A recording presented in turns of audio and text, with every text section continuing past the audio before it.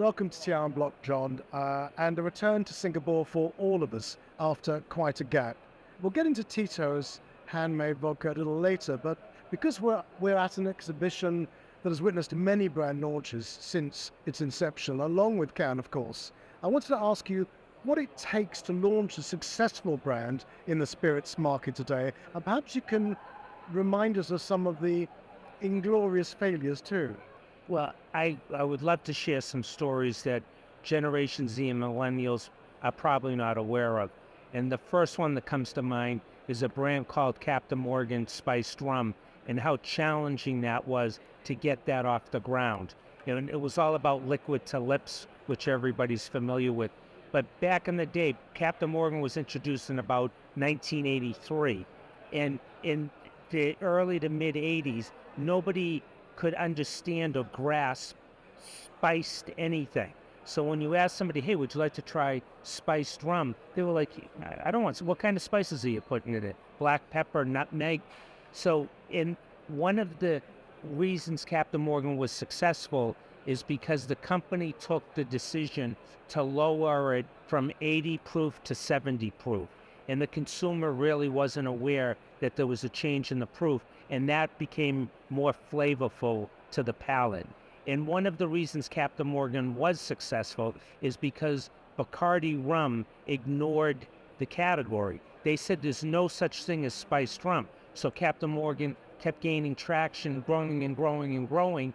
And when Bacardi finally realized, oh my God, there is such a thing as spiced rum, they launched their own spiced rum, and it failed miserably. I think they're on their third try of trying to introduce the spiced rum. It happens Yes. with the best of companies. Yeah, so even though with the Bacardi name and the strength of their route to market, the consumer says, no, Bacardi's known for white rum, not spiced rum. So Captain Morgan took control of the spiced rum category. Yeah, because perception in this case becomes a reality, doesn't it? Yes. So that's so now the brand's over 5 million cases. So it's a true success, but it wasn't without pain and a lot of money, and most importantly, patience. They've just undergone a major rebranding exercise as well, haven't they, as a brand? Yes. Captain Morgan. Yes, you have to keep reinventing yourself if you want to be successful. And you talk about a failure. Absolute Vodka, is an amazing brand, and everybody just thinks about their tremendous ad campaigns. But the real takeoff for Absolute is because in September of 1983, many people wouldn't remember this, the Russians shot down a Korean jetliner, and people were pouring Stolichnaya down the sewer. And so what was the next best thing? Absolute was on the scene, and Absolute started gaining great traction. But don't want to minimize the success of their creativity and ad campaign. But where they failed was, I would say, in the early 90s, a brand called Ketel One entered the scene. And I used to go around, I was working in Florida at the time and spent a lot of time in Miami, and bartenders used to say to me, Absolute should come out with a brand that's higher, because there's this little brand here called Ketel One that's occupying a space above Absolute. And we used to talk to the Swedes who owned the brand at the time, and they said, nope, there's nothing better, there's nothing better. And after they saw the success of Ketel One, they introduced a brand called Sundsvall, which is a town in Sweden, and it failed miserably. So sometimes it's better to be early than way too late. Any other little anecdotes? Well, I'll tell you a story that's not about a brand failure, but something it turns out to be quite a success story. In the 2004, the owners of Patron Tequila, John Paul Mitchell and his partner, were not seeing eye to eye. So they decided it's better that they get divorced. So they set up a deal with Campari, and the brand was going to be sold for $150 million in 2004. John Paul Mitchell's partner flies to the island of Anguilla for the weekend. And on Monday, he's supposed to come to Miami and sign the papers, which Campari had already signed. So what happens over the weekend, he has a massive heart attack and dies, and John Paul Mitchell tore up the contract and 15 some odd years later sells the brand for $5.1 billion. Sometimes it's better to be lucky than good. Than dead, certainly. Okay, so let's go on to a genuine success story that is Tito's handmade vodka. Now, it's the number one selling spirit in America, and you would argue that it should really have a place in every available travel retail shelf. Yet it's been a slow burn, no pun intended, on the quality of the product, for global distribution. Why do you think this is the case? Well, I think the one obvious answer to me is everybody in the travel retail market wants to talk about gin. They don't find vodka an exciting or sexy category. It's gin, gin, gin. And if you go into many travel retail outlets, you'll notice that there's 2 to 3 wall bays of gin and only 1 bay of vodka. So that's part of the reasoning. And travel retail hasn't really embraced the concept of handcrafted brands. And I wish that they would, because that's the future of the industry. Yeah, but they talk the talk, but they don't actually walk it. That's generally the problem. That's true, and I would think another component of this is the almighty dollar. So some of the bigger companies are going to get favored treatment because they have the money or the purse strings, where smaller brands like ours can't spend the same amount of money as larger brands. And that's not a criticism. That's just a fact of the way business is done in this channel. But you've done something about that recently, haven't you, by appointing some key distribution agents in a couple of countries to help broaden your base. Tell us more about that. Well, what we found is it's best if you have somebody that's focused 100% on your brand. So we've walked away from third-party agreements for travel retail and taken it in-house, and that's proved to be quite successful. As an example, we pretty much ticked all the boxes in this region, Asia, with the only exception being China, which we haven't been able to crack in terms of travel retail. And what are you doing to try and address change there? In China, right now that's not a huge priority. It's the making sure that we activate the brand in the duty-free outlets that we are in Asia. So So that's organic growth. Yes, it's organic growth, and we don't want to force a brand into a market until we see that there's success domestically. And China's been a challenge for us over the last few years, like everybody else, trying to gain traction in the domestic markets. Let me just go back to the underrepresentation of vodka on the shelves. I mean, you've isolated a couple of reasons, of course. Do you think that one of the reasons is that for handcrafted vodkas like Tito's, that the major retailers, in fact, most of the retailers, are too locked into the global players, of which vodka is part of their barrow they put out?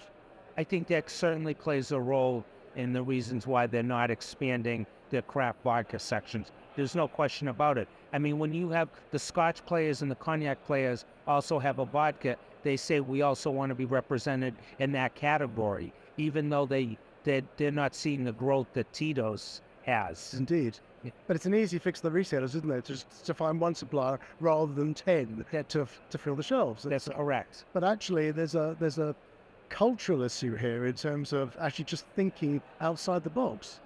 Well, to try to overcome those obstacles of being a single brand company, we've set up warehouses in each region, so it makes it easy for the duty-free operator to pick up our brand. And we're also with companies that they use to consolidate with other brands.